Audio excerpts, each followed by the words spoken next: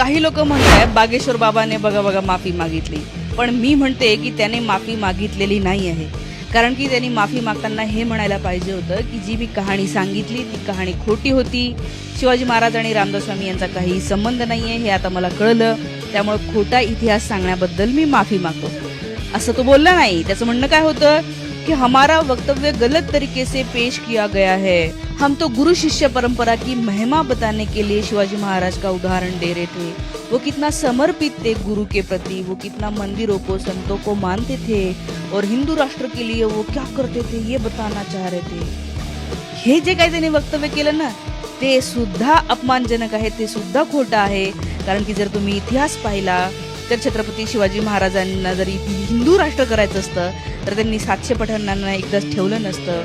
त्यांच्या वेगवेगळ्या कामाची जबाबदारी काही मुस्लिमांना दिली होती ती दिली नसती. आणि दुसरं म्हणजे हे गुरु शिष्य परंपरेचे जे ताकद आहे याचा अर्थ तुम्हाला हेच म्हणायचं आहे की हो हो रामदास स्वामी गुरु होते, तर असं बिलकुल नाही. शिवाजी महाराजांचे एकमेव गुरु म्हणजे त्यांची आई जिजाऊ माँसाहेब ह्याच होत्या आणि त्यांनीच त्यांना सगळं शिकवलेलं आहे. बाकी त्यांनी काही गुरु केला नाही केला असं कुठलेही पुरावे कधीही नव्हते. जसे त्यांनी मंदिरांना संतांना दान दिलेलं आहे, तसे त्यांनी दर्ग्यांना दान दिलेलं आहे, मौनी बाबाला दान दिलेलं आहे, याचे सुद्धा पुरावे आहेत. त्यामुळे शिवाजी महाराजांना कुठल्या तरी एकाच म्हणजे मुस्लिमांनी असं समजू नये की हा नाही मुस्लिम प्रेमी होते किंवा हिंदूंनी असं समजू नये की ते कट्टर हिंदू आणि मुस्लिम द्वेष्टे होते, तर हे असं तेव्हाचं राजकारण नव्हतं. आणि दुसरं म्हणजे गुरु शिष्य परंपरेचा महिमा सांगून हे स्वतःचा धंदा वाढवण्यासाठी खरं तर बागेश्वरनी ही माहिती सांगितली आहे. कारण की अशा गोष्टी सांगितल्या की लोकांना असं वाटतं आयुष्यात एकतरी गुरु केला पाहिजे आणि मग त्या विचारांमुळे लोक हे खरात सारखे किंवा अनेक जे भोंदूबाबा रोज उघडे पडत आहे, रोज बायकांचं शोषण उघडं पडत आहे, त्यांच्या मागे या बायका लागतात. कारण त्यांनी हे ऐकलेलं असतं की एक तरी गुरु असला पाहिजे. शिवाजी महाराजांनी बघा कसं गुरु केलं होतं, कसं सगळं आपलं सर्वस्व गुरूंना देऊन दिलेलं होतं. म्हणजे असं लोकांनी इथल्या बहुजनांनी सगळं असं गुरुच्या चरणी आपलं देऊन टाकावं. हे जर का तुमचा हेतू असेल इथून पुढे अशा कहाण्या सांगणं बंद करा. आणि गुरु शिष्य परंपरेचा विषय राहिलाच तर ज्यांना बनवायचं आहे ते बनवतील.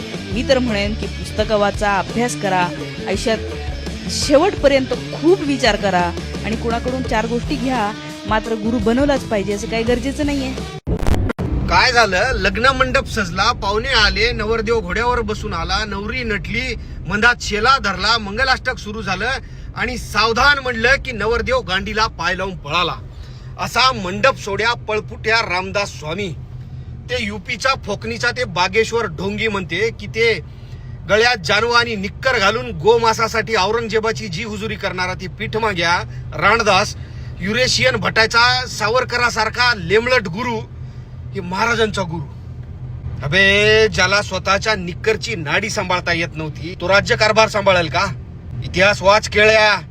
मराठे थकते नहीं थकाते हैं, मराठे झुकते नहीं झुकाते हैं और छत्रपती हमारे राजा है असा कमंडलू डोसक्यात देईल ना पुरी हनुमान चालीसा आठवण भेट्या. अबे मी सांगतो काय झालं ऐक. काय झालं, हनीमूनच्या दिवशी तुझा बाप रात्री अर्ध्यात थांबून शेजारच्याला म्हणाला असल आता मी थकलो, मायाच्यानं होणार नाही, कृपा करा, आजपासून हे भेळचं भगोनं. समजते का भेळचं भगोनं?